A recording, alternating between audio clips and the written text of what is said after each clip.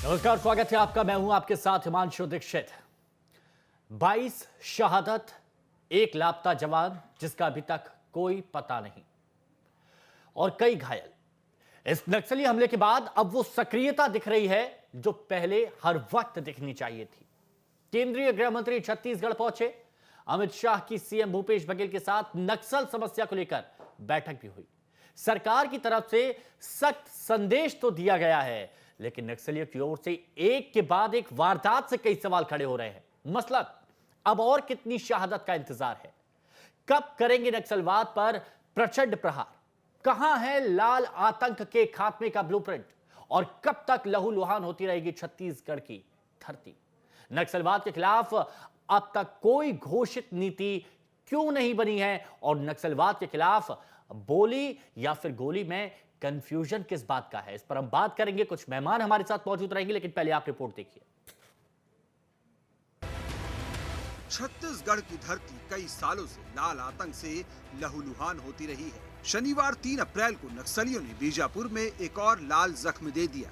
ये जख्म इतना गहरा था कि इसने हमारे 22 वीर जवानों की जिंदगी छीन ली। इधर शहीदों के परिवार में मातम का माहौल है, तो उधर केंद्रीय गृह मंत्री अमित शाह असम दौरा बीच में छोड़कर छत्तीसगढ़ पहुंचे। शाह ने सीएम भूपेश बघेल के साथ बैठक की और घायल जवानों से मुलाकात भी की। गृह मंत्री अमित शाह और सीएम भूपेश बघेल दोनों ने ही इस हमले को नक्सलियों की बौखलाहट बताया। सीआरपीएफ और कोबरा बटालियन के जो जवान शहीद हुए हैं,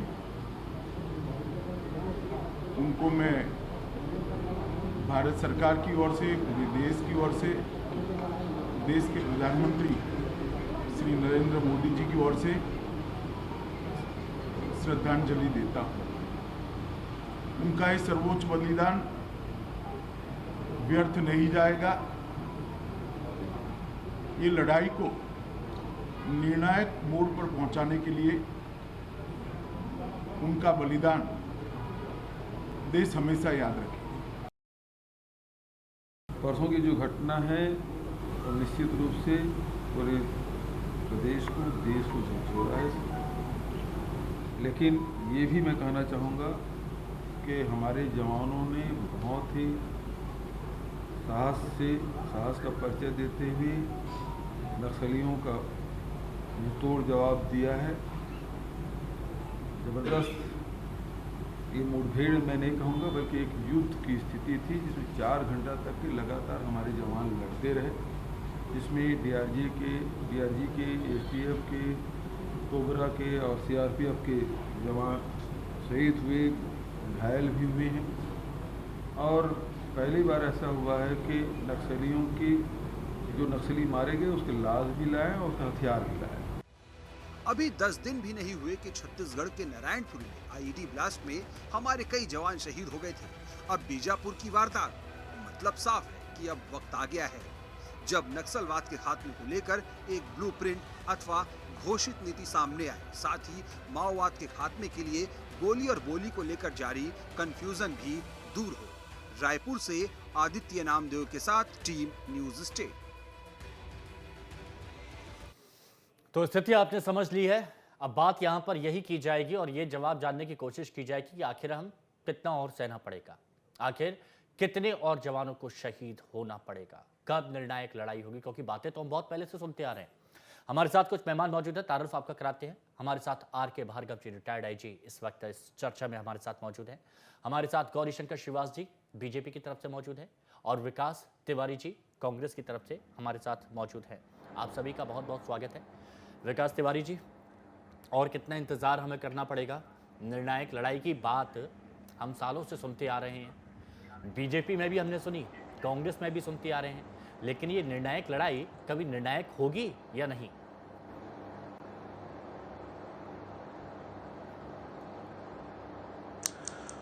देखिए, सबसे पहले तो जो 22 जवानों की शहादत हुई है, उनको उनके कांग्रेस परिवार की ओर से हम विनम्र श्रद्धांजलि अर्पित करते हैं। वीर शहीदों को हम प्रणाम करते हैं, नमन करते हैं, उनके परिवार के प्रति अपनी आस्था प्रकट करते हैं और उनको वचन देते हैं कि जो शहादत हुई है वो शहादत व्यर्थ नहीं जाएगी।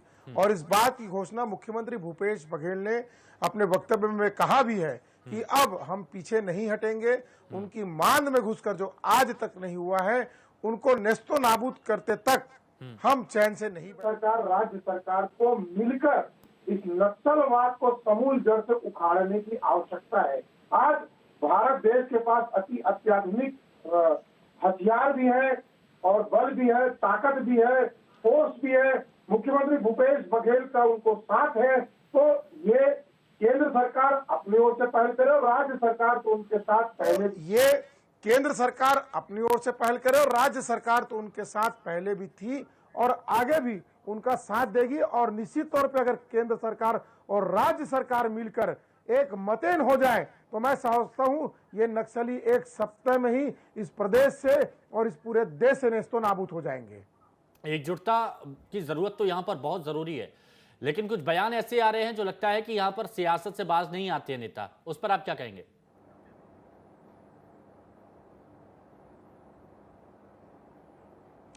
देखिए, नेताओं का काम तो बयानबाजी का रहता है। कांग्रेस पार्टी बात करेगी तो भाजपा प्रतिकार करेगी, भाजपा बात करेगी तो कांग्रेस पार्टी प्रतिकार करेगी।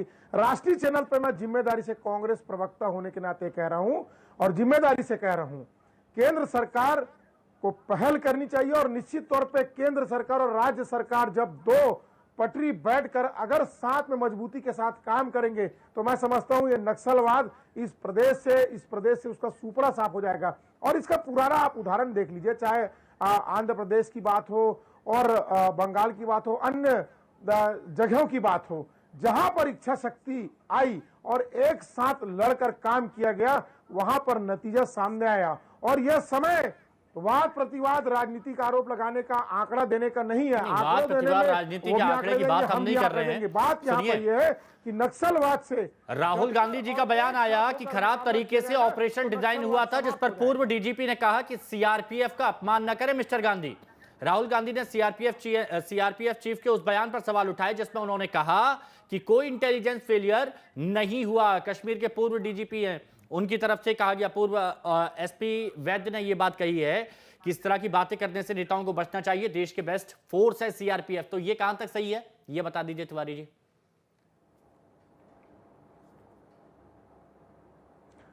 देखिए, राहुल गांधी जी ने जिस संदर्भ में कहा वह उनका अनुभव के आधार पर उन्होंने कहा है और उन्होंने बात सच कही है। अब रही बात जो पूर्व भूपेश बघेल जी का अनुभव नहीं है क्या? तो मैं ये समझता भूपेश बघेल जी ने कहा है कि इस घटना में बिल्कुल चूक नहीं हुई है। मेरी बात, मैं 2 मिनट मेरी बात।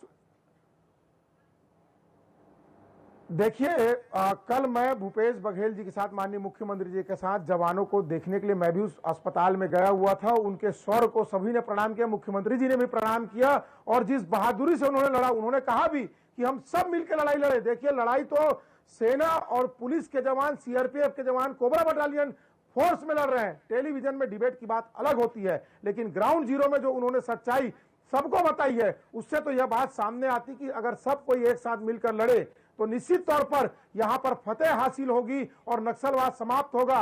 राहुल गांधी जी ने जो कहा उसका प्रतिकार पूर्व डीजीपी ने कहा। मैं ये पूछना चाहता हूं कि सीआरपीएफ के वर्तमान डीजीपी ने क्या कहा और कोबरा बटालियन के प्रमुख ने क्या कहा और अमित शाह जी ने क्या कहा, यह सब बात मायने रखता है। जो अभी वर्तमान पद में है, पदेन है, वो क्या कह रहे हैं, कौन सा संयम बरत रहे हैं, कौन संयम बरतने की आवश्यकता आपको, हमको, सबको है। बहुत अच्छी बात आपने कही है कि असल बात, जो लड़ाई लड़ते हैं वो जवान ही लड़ते हैं, जो वहां पर नक्सलियों के साथ आमने सामने की लड़ाई लड़ते हैं, जो सीने पर गोलियां खाते हैं और सामने वाले को गोलियां मारते भी हैं। नेता तो सियासत करते हैं, खैर वो चीज होती रहती है। शिवास जी, गौरीशंकर जी, एक सवाल मेरे मन में बहुत आता है और ये मैं पूछना चाहता हूं और ये भार्गव जी से भी मैं पूछूंगा कि जब हमारे जवानों की शहादत होती है उस वक्त कहा जाता है कि अब आर पार की लड़ाई होगी, निर्णायक लड़ाई होगी। नारायणपुर में 5 जवान शहीद हुए, तब कहा गया कि अब कोई बातचीत नहीं होगी, अब सीधे जवाब दिया जाएगा। कई नक्सली वारदातों में, घटनाओं में हमने देखा है 1-2 जवानों की जान जाती रहती है और उसके बाद कहा जाता है लड़ाई होती है कि हम लड़ेंगे, जवाब देंगे। लेकिन जब एक साथ 20 से 22 जवानों की शहादत होती है तब कहते हैं कि अब निर्णायक लड़ाई होगी, उन्हीं की भाषा में उन्हें जवाब दिया जाएगा। तो क्या इंतजार किया जाता है कि बल्क में हमारे जवान शहीद हों, उसके बाद हम लोग एकजुट हों, एक मंच पर आएंगे और फिर लड़ेंगे? देखिए हिमांशु, मैं सबसे पहले आपके कार्यक्रम में जो शहीद हुए हैं जवान, उनको मैं नमन करता हूं, श्रद्धासुमन अर्पित करता हूं। आपने कार्यक्रम के स्टार्टिंग में पैकेज में इस बात को प्रमाणित कर दिया कि ब्लूप्रिंट की कमी है। दूसरी बात आपने कहा कि हमने चाहे कोई भी पार्टी हो इस प्रकार की बात कहती कि आर पार की लड़ाई लड़ेंगे, तो मैं आपको बताना चाहता हूं, भार्गव जी भी इस बात से इत्तेफाक रखेंगे कि देश में सबसे बड़ी लड़ाई नक्सलवाद के खिलाफ में हमने लड़ी। हमने कांकेर से लेकर कोंडागांव से लेकर जगदलपुर से लेकर अंतागढ़ से लेकर यहाँ से नक्सलियों को खदेड़ा। आज नक्सलवाद सिर्फ 3 जिलों में सिमटा हुआ है। बात नंबर 1। दूसरी बात, जो ब्लूप्रिंट की बात आपने कही थी, तो ये बात सही है। प्राथमिकता क्या होती किसी सरकार की? हमारी प्राथमिकता नक्सलवाद समाप्त करने की थी, उस दिशा में हमने काम किया। अभी की जो प्राथमिकता है वो आपके सामने है, और ये चीजें कल दूध का दूध पानी का पानी हो चुका है। अमित शाह जी को जब पता चलता है कि यहाँ पर भारत माँ के सपूत ने अपने प्राणों की आहुति दी है, तुरंत असम का दौरा स्थगित करते हैं, दिल्ली जाते हैं, डीजी को यहाँ पर छत्तीसगढ़ भेजते हैं। प्रदेश के मुख्यमंत्री, जिनको छत्तीसगढ़ की जनता ने 70 सीट का सरताज बनाया है, वो आते हैं चुनाव प्रचार समाप्त होने के बाद, इस बात का इंतजार करते हैं कि 5 बजे चुनाव समाप्त होगा, तीसरे चरण का प्रचार समाप्त होगा, तब मैं छत्तीसगढ़ जाऊंगा। तो प्राथमिकता देखिए, मैं आरोप नहीं लगा रहा हूँ, ये प्रमाणित है। और छत्तीसगढ़ की जनता इस चीज को प्रमुखता से कह रही थी कि सीएम साहब को आने में 1 दिन क्यों लग गया। तो बात यहाँ पर है कि सरकार की इच्छा शक्ति कमी है। दूसरा सबसे महत्वपूर्ण बात, योग्य अधिकारी, जो अधिकारी 11 नक्सली का एनकाउंटर करते हैं, उनको वहां से हटा दिया जाता है राजनीतिक विद्वेष के बाद। बड़े बड़े अच्छे यहाँ पर जो बस्तर क्षेत्र में लंबे समय तक अपनी सेवाएं दी, ऐसे आईपीएस अधिकारी, ऐसे जाबाज अधिकारियों को हटा दिया गया है। आज परिणाम आपके सामने है। ये विषय राजनीति का नहीं है। रहा सवाल केंद्र सरकार का, तो केंद्र सरकार हर मुद्दे पर सहयोग करने के लिए तैयार। राज्य सरकार सहयोग मांगे, निश्चित तौर पे हमने कभी भी भेदभाव नहीं किया है। आप देखिए, झारखंड में देखिए नक्सलवाद की क्या स्थिति है, आप देखिए आंध्र प्रदेश में क्या स्थिति है, छत्तीसगढ़ में अभी तक कोई भी ऐसा रोड में कोई भी ऐसा विजन नहीं बना है। इस कारण ऐसी स्थिति हमको देखनी पड़ रही है। विजन हमें तो कहीं हमें ना, ये अपने आप में हमारे जवानों की पहले भी शहादत होती रही, हमारे जवानों की अभी भी शहादत होती है। दुख हमारे अंदर अब भी था, अब भी है और पहले भी था। अब जवाब दे दीजिए 20 सेकंड, 10 नहीं 20 सेकंड दे रहा हूं, जवाब दे दीजिए, फिर जाऊंगा भार्गव जी के पास। मैं 10 सेकंड, देखिए मैं तो पूरा कह रहा हूं कि यह विषय राजनीति का नहीं, लेकिन भारतीय जनता पार्टी के लोगों के साथ समस्या यह है कि वो राजनीति की बात करते हैं। वो कह रहे हैं कि केंद्र सरकार तो खुले हाथ से बैठी, नरेंद्र मोदी जी तो कभी भी मुख्यमंत्री भूपेश बघेल जी के बात स्वीकार करने के लिए और सुनने के लिए तैयार है। तो जब मुख्यमंत्री भूपेश बघेल ने अतिरिक्त बटालियन की मांग की थी, तब नरेंद्र मोदी जी और अमित शाह जी सोए क्यों थे? दूसरी बात, नक्सल राज्यों में जो बजट है उसमें 70% की कमी प्रधानमंत्री नरेंद्र मोदी जी और अमित शाह जी करते हैं, और उसके बाद भारतीय जनता पार्टी यह कह देती है कि हम नक्सलवाद को उखाड़ने के लिए यहां पर प्रतिबद्ध हैं। मैं इनके कुछ आंकड़े भी बताऊंगा, मैं नहीं बताना चाह रहा था, लेकिन ये आंकड़े मैं बताना जरूर चाहूंगा। 2007 से लेके 2004 से लेके 7 तक 3153 नक्सली घटना हुई, जिसमें 423 जवानों की शहादत हुई। अगर मैं बात करूं 2004 से 2018 की, तो 8,000। आप अपने आंखें भी आंकड़े देख लीजिए, आंकड़े सबके सामने, सभी को पता है। अगर अपने भी अगर आप आंकड़े दिखाएंगे तो सबके सामने पता चल जाएगा। अगर आप अपने भी आंकड़े बताएंगे तो आपको लगेगा कि एक आईना सामने रखा है जिसमें आप अपना प्रतिबिंब देख रहे हैं। निकलना चाहिए। आर के भार्गव जी, मेरी बात सुन लीजिए सर। नहीं, आपने 10 सेकंड मांगे थे, मैंने आपको 1 मिनट करीब दे दिया है। प्लीज थोड़ा सा रुक जाइए। देखिए, मैं तो चाहूंगा कि समस्या का हल हो जाए। आप तो एक दूसरे के पाले में गेंद फेंकते रहेंगे, मेरा ये सिद्धांत नहीं है। 1 मिनट रुक जाइए। आर के भार्गव जी, आपसे कुछ छुपा नहीं है, आपसे कुछ भी भार्गव सर छुपा नहीं है। हमने रानी बोतली में भी देखा 55 जवान शहीद हुए, ताड़मेटला में भी देखा हमने 76 जवान हमारे शहीद हुए, और अब भी हम देख रहे हैं कि 22 जवान शहीद हो गए और 1 जवान तो अभी भी लापता है। राकेश्वर मनहास जम्मू से, उनके परिजनों को किसने अभी तक ये भी नहीं बताया कि उनका जो बेटा है वो है कहाँ, वो अभी भी लापता है। तो सर मैं ये पूछ रहा हूं आपसे, आपका एक्सपीरियंस क्या कहता है, कभी कहां पर हो जाती है? और दूसरी चीज, हम अच्छे से लड़ क्यों नहीं पाते? एक ब्लूप्रिंट हमारा क्यों कभी नहीं रहता है? देखिए, अभी आपने मुझसे अभी सवाल किया, उससे पहले जो दूसरे 2 प्रवक्ता थे उनको आपने सुन लिया। जी सर।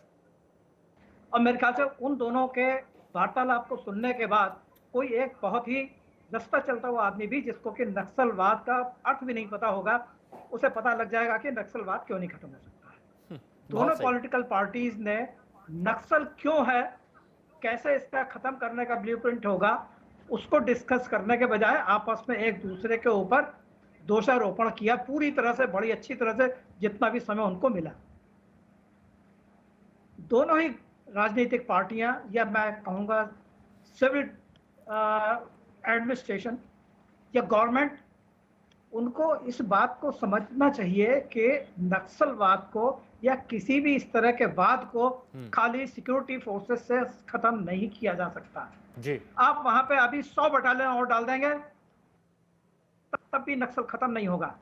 सिक्योरिटी फोर्स का काम तो यह है कि जो आदमी उस जगह पहुंच जाता है जहां पर उसका अंत करना पड़े या जहां पर गोलियों से लड़ना पड़े, वहां काम करेंगे। लेकिन नक्सलवाद को खत्म करने के लिए जरूरी है जो आम आदमी वहां पर है उसके माइंड सेट को चेंज करना। उस माइंड सेट को कौन चेंज करेगा? कोई सिक्योरिटी फोर्स नहीं करती है। सही बात। ये काम गवर्नमेंट के करने का है, वहां की पब्लिक को अपने विश्वास में लेने का है, पब्लिक की उन आकांक्षाओं को, उन डिमांडों को देखने का है जो कि वहां पब्लिक को चाहिए। अगर पब्लिक के पास वहां पर अस्पताल नहीं है, प्रॉपर एजुकेशन नहीं है, तो क्या करेगा? हम वहां कहते हैं कि साहब वहां पर ही क्यों है? देखिए, उस इलाके में ज्यादातर आदिवासी लोग हैं। उन आदिवासियों को हिडमा जैसे लोग या दूसरे लोग गवर्नमेंट के खिलाफ में बहुत आसानी से भड़का सकते हैं कि गवर्नमेंट तुम्हारे लिए कुछ नहीं कर रही। क्यों? क्योंकि गवर्नमेंट की वहां पर अप्रोच नहीं है, गवर्नमेंट उस चीज को एड्रेस ही नहीं करती है। गवर्नमेंट तो ये करती है कि केंद्र से जो है 20 बटालियन और मंगा लो ताकि हमारा हाथ फ्री हो जाए कि भाई हमने तो 20 बटालियन और लगा दी, अब नक्सल खत्म नहीं हो रहा तो हम क्या करें? ये जवाब नहीं होता है। देखिए, मणिपुर में भी ये नक्सलवाद नहीं था, लेकिन वहां पर भी इंसर्जेंसी थी, नागालैंड में भी इंसर्जेंसी थी, आसाम में भी इंसर्जेंसी थी, मिजोरम में भी इंसर्जेंसी थी, सब जगह इंसर्जेंसी थी। लेकिन वहां कहीं भी किसी भी जगह पर सिक्योरिटी फोर्सेस ने उसको खत्म नहीं किया। उन्होंने गवर्नमेंट की मदद की, लेकिन वहां जहां भी खत्म हुआ वो वहां पर लोकल गवर्नमेंट की वजह से हुआ, ना कि केंद्र की वजह से या सिक्योरिटी फोर्सेस की वजह से। तिवारी जी, ये सारी चीजें जो यहाँ पर बताई गई हैं, इसमें कुछ पॉइंट मैं यहाँ पर ऐड करना चाहूंगा कि नक्सलियों को हथियार कहाँ से मिल रहे हैं। तो नेपाल से भी हथियार मिलते हैं बस्तर के माओवादियों को। तमिलनाडु से बड़ा स्रोत अभी बताया जा रहा है, आईडी बनाने के लिए बारूद डेटोनेटर तमिलनाडु से यहाँ पर आ रहे हैं, कच्चा माल भी तमिलनाडु से आ रहा है। तो ये सारी चीज इंटेलिजेंस के पास जानकारी होती है। तो क्या हम लोग ये कोशिश, तमिलनाडु सरकार, आप और हम सभी लोग एक घेरा बना के प्रयास नहीं कर सकते कि सबसे पहले ये जो नेटवर्क है उस नेटवर्क को क्रैक किया जाए? हिमांशु जी, जहां पर अभी आपने इंटेलिजेंस की बात करी, ये निश्चित तौर पे नेटवर्क क्रैक होना चाहिए। मैं आपको अब चूंकि मैं कांग्रेस पार्टी का प्रतिनिधि हूं तो मैं जवाब देना चाहूंगा भार्गव जी। कांग्रेस पार्टी का मैं प्रतिनिधि हूं तो मैं उस बात को इंगित करूंगा कि किसी भी, चाहे नक्सलवाद हो, आतंकवाद को खात्मे के लिए एक मजबूत लीडरशिप चाहिए। इंदिरा गांधी जी को पंजाब में आतंकवाद को समाप्त करने के लिए अपने प्राणों की आहुति तक देनी पड़ी, है पूरा देश जानता है। अब उसी पंजाब से पूर्व डीजीपी स्वर्गीय केपीएस गिल को यहां पर नियुक्त किया गया कि आप वहां पर जाइए, चूंकि आप वो अधिकारी हैं जो पंजाब से आतंकवाद को, खालिस्तानियों को नेस्तो नाबूद कर दिए थे। ये कांग्रेस के समय में हुआ था। केपीएस गिल साहब यहां पर आए और पूर्व मुख्यमंत्री और राष्ट्रीय उपाध्यक्ष भारतीय जनता पार्टी डॉक्टर रमन सिंह क्या कहते हैं कि केपीएस गिल साहब आप वेतन लो और मजे करो। कौन? तो सर, अब तो आपकी सरकार है ना। देखिए, ये सारी चीजें चलती रहेंगी। मैं इस पर, आप यकीन नहीं मानेंगे तिवारी जी, 2 से 2.5 से 3 घंटे लग जाएंगे, लेकिन ये डिस्कशन खत्म नहीं होगा। 2.5 से 3 घंटे लग जाएंगे, डिस्कशन खत्म नहीं होगा। आज तो देखिए, अब आप लोग क्या यहाँ पर बताने की कोशिश कर रहे हैं, उस तरफ अमित शाह और भूपेश बघेल साथ में हैं, आप लोगों के सुर के सुर नहीं मिल रहे हैं। साहब, आपने जो कहा इच्छा शक्ति की बात, नहीं, उधर अमित शाह और भूपेश बघेल जी, अमित शाह भूपेश बघेल जी के सुर मिल रहे हैं, आपके सुर नहीं मिल रहे हैं। बात को लड़ाई लड़ने के लिए तैयार है, लेकिन शिवास जी, वो एक हो सकते हैं, आप लोग क्यों नहीं हो रहे हैं? केपीएस गिल साहब यहाँ फिर से इंतजार है कि हमारी एक टुकड़ी जाए, लड़ाई कर दें, शहीद हो जाए, फिर आप लोग एकजुट होंगे। तब तक एक दूसरे पर आरोप लगाते रहें। ऐसी पार्टी है कि हथियारों से समर्थन मांगा जाता है कि चुनाव में हमको मदद कीजिए, और ये वही लोग हैं जिन्होंने एंडरसन को भगाया था, और ये वही लोग हैं जिनके नेता क्रांतिकारी कहते हैं। राज बब्बर जी का बयान आज भी छत्तीसगढ़ के लोग भूले नहीं है। बात नंबर 1। दूसरी बात, मैं फिर कहता हूं, मैं इस मुद्दे पे भारतीय जनता पार्टी बिल्कुल राजनीति नहीं करना चाहती। विषय ये है कि आपका रोड मैप क्या है, आपकी प्राथमिकता क्या है, ये तो बताइए। 2.5 साल में मुझे अच्छी तरह याद है, भूपेश बघेल जी के शपथ लेने के बाद मंत्री जी का अलग बयान, डीजीपी जी का समझ गया मैं यही सारी चीज चल रही है। शिवास जी, तिवारी जी, एक बार देख लीजिएगा अपने राज्य में, अपने कार्यकाल में क्या आंकड़े हैं, वो सब स्पष्ट हो जाएगा। भार्गव जी, मेरे को एक चीज बताइए, सुनिए, शायद कुछ समझ में आ जाए। एक मिनट, दोनों लोग सुन लीजिए।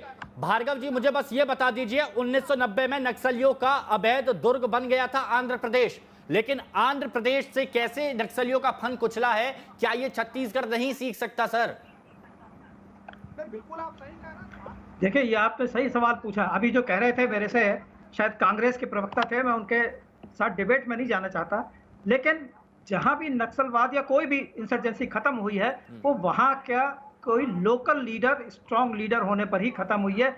हम कहीं बाहर से पैरा ड्रॉप करके किसी लीडर को वहां पर डाल दें और हम उससे उम्मीद करें कि वो उसको खत्म कर देगा, नहीं हो सकता। आंध्र प्रदेश में जो भी नक्सलवाद था, वो मेरे ख्याल से एक समय वो था जबकि वो बस्तर और इस इलाके से भी ज्यादा था। बिल्कुल। मैं जब वहां पर बीएसएफ की बटालियन इंडक्ट हो रही थी, मैं उसके इंडक्शन पे ऑपरेशन को देखने के लिए, सुपरवाइज करने के लिए गया हुआ था। वहां पर मुझे पूरे सिविल ड्रेस में करके जाना पड़ता था, क्योंकि वहां खतरा इतना था कि मेरे सर्किट हाउस से निकलता ही हो सकता है मुझे फॉलो होना शुरू हो जाए, इतना खतरा तक था। लेकिन वहां की local government, the then CM of the state, he took a very positive and very Bhargava ji, वक्त मेरे पास कम है, विराम लगाना होगा, लेकिन ये चीज कांग्रेस बीजेपी को समझनी होगी कि हमारे पास भी वक्त कम है, हमारे जवानों के पास भी, जो लगातार शहादत यहां पर दे रहे हैं। तो आप दोनों समझ लें कि बाकी राज्यों में कैसे हुआ, आंध्र प्रदेश में कैसे हुआ, और एकजुटता की मिसाल यहां पर दिखा दें। बहुत जरूरत है इस वक्त प्रदेश को इस बात की। बहुत शुक्रिया आप सभी का हमारे साथ जुड़ने के लिए, चर्चा में शामिल होने के लिए धन्यवाद। यहां रुकेंगे ब्रेक के लिए।